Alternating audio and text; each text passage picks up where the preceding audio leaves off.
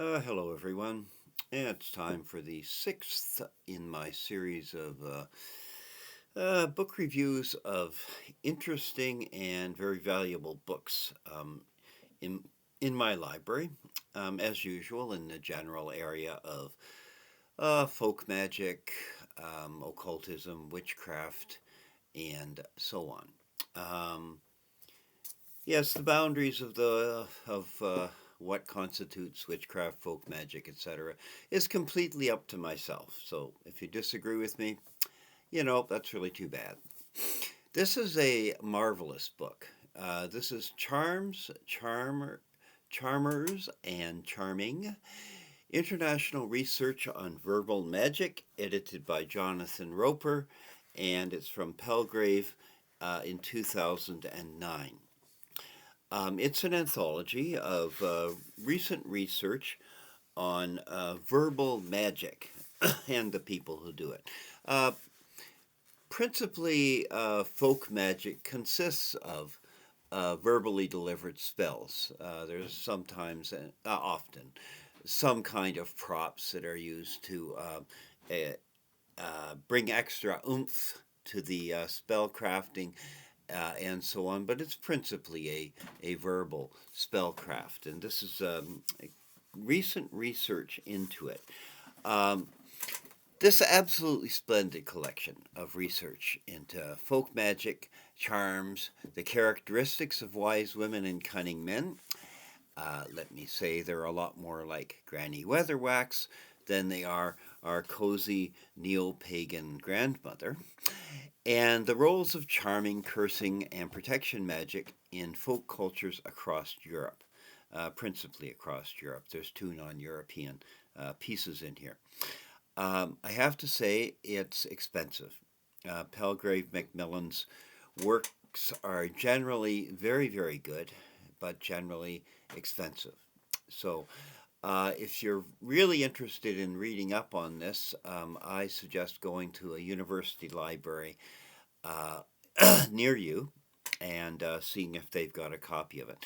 Anyhow, what really excited me about this is that there's a strong focus on Eastern and Northern Europe, with chapters on Finnish magic, Hungarian, Swedish, Slavic in general, the Mari people who live in the north of the Russian Republic, Russian, Slovenian, Estonian, Lithuanian, Latvian, Serbian, and Georgian. Quite a wide geographic range.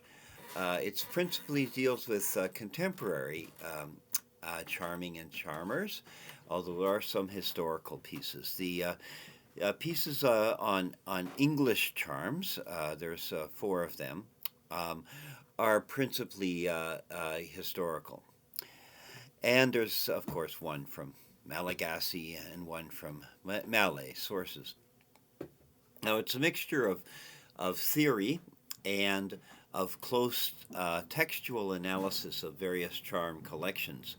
And each of the 19 chapters has a very helpful biography for follow up if you're interested in the topic or the geography. Um, for me, there were several of the chapters that were particularly useful.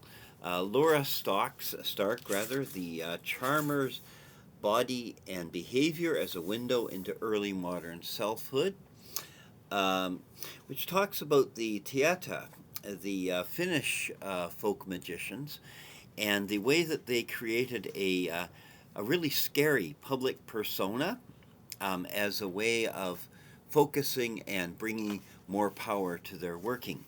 Um, the small T.M. Smallwood's uh, work on conformity and originality in Middle English charms gives a number of comparative examples and discussions of various charms from early modern England. And let's see, Andrei Toporkov's Russian charm, love charms in a comparative light is also good textual analysis, talking about various love charms from Russia and elsewhere. And Ulrika Wolfnut's Charms as a Means of Coping talks about the psychological value and use of charming in folk cultures under a good deal of stress. There's quite a range here, though. All sorts of stuff that I found really quite interesting. Um, Other readers, of course, will pull more from some of the other chapters that weren't as immediately useful to me. It's a very valuable addition to my library. I'm a monolingual magician. I can read a little bit of French, but otherwise it's English only. Some of the sources cited here are in English and less expensive and less difficult to find. Um, but the folklore of Eastern Europe has really not been as widely translated as it deserves to be.